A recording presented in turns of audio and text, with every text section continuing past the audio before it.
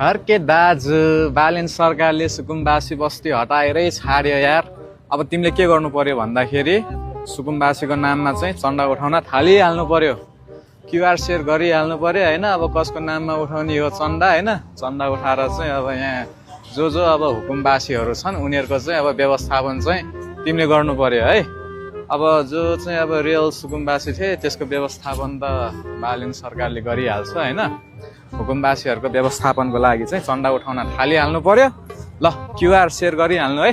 200-400 रुपियाँ बरु मनी हालौँला, सहयोग गरौँला, तर विवरण चाहिँ चाहिन्छ है। के कति उठ्यो अनि के कति खर्च भयो भन्ने चाहिँ। हर्के दाजु बालेन सरकारले सुकुम्बासी बस्ती हटाएरै छाड्यो यार। अब तिमीले के गर्नु पर्यो भन्दाखेरि सुकुम्बासीको नाममा चाहिँ चन्दा उठाउन थालिहाल्नु पर्यो। क्युआर सेयर गरिहाल्नु पर्यो होइन। अब कसको नाममा उठाउने हो चन्दा होइन। चन्दा उठाएर चाहिँ अब यहाँ जो अब हुकुमबासीहरू छन् उनीहरूको चाहिँ अब व्यवस्थापन चाहिँ तिमीले गर्नु पर्यो है।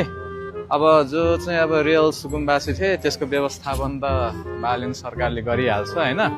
हुकुमबासीहरूको व्यवस्थापनको लागि चाहिँ चन्दा उठाउन थालिहाल्नु पर्यो। ल क्युआर सेयर गरिहाल्नु है। 200-400 रुपियाँ बरु मनी हालौँला, सहयोग गरौँला, तर विवरण चाहिँ चाहिन्छ है। के कति उठ्यो अनि के कति खर्च भयो भन्ने चाहिँ।